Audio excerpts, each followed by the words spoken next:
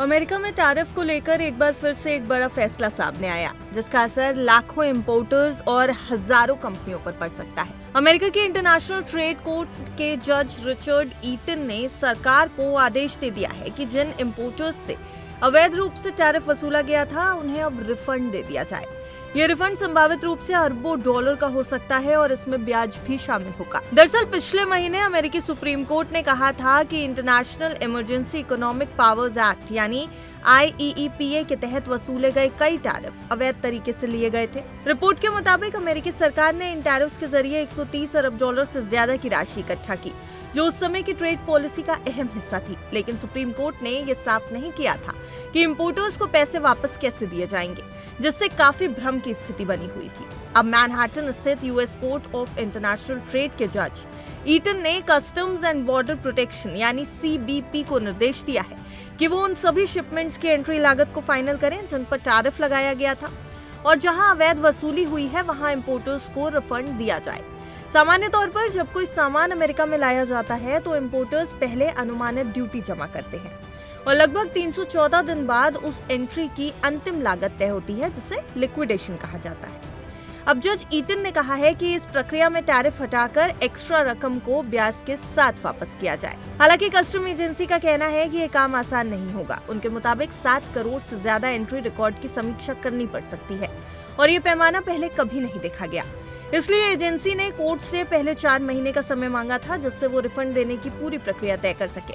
फिलहाल इस मामले में करीब 2000 मुकदमे ट्रेड कोर्ट में दाखिल हो चुके हैं और अनुमान है कि 3 लाख से ज्यादा इंपोर्टर्स ने ये टैरिफ चुकाया था। इनमें से ज्यादातर छोटे व्यवसाय से जुड़े हुए हैं, यानी छोटे ट्रेडर्स हैं। इसी बीच अमेरिकी राष्ट्रपति डोनाल्ड ट्रंप ने भी देश की आर्थिक नीति और उद्योगों को लेकर एक बड़ा बयान दे दिया। ट्रंप ने यह भी कहा कि अमेरिका ने अपने कई बड़े उद्योग पहले खो दिए थे।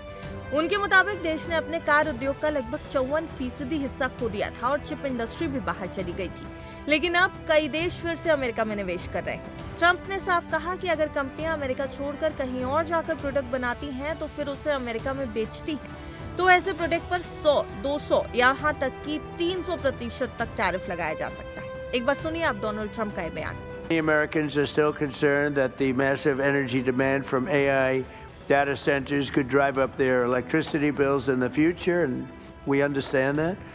By 2035, energy demand is expected to more than triple. Can you believe it? A lot of it is AI, and it's also all these big plants that are being built all over the country. They're coming in from Canada and Mexico, from Germany, from Japan, from South Korea. They're all coming here to build cars again. You know, we lost 54% of our car industry because we had presidents that, honestly, on trade and business, they didn't know what the hell they were doing. I could say the same thing for the chip industry. We lost the chip industry, but it's all coming back. You could have stopped it so easy. All you would have had to do is put a charge or a tariff on. If you wanted to leave the United States, that's fine. You can go to Taiwan or anywhere you want. But if you're going to make your product and sell it back in here, you're going to pay 100% or 200 or 300% tariff.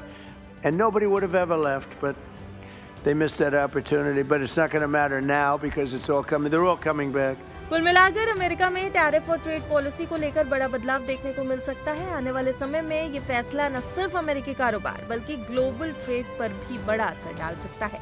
आपको क्या लगता है, क्या Donald Trump वापस करेंगे tariff की रकम? अपना व्यू हमें कमेंट बॉक्स में जरूर बताएं।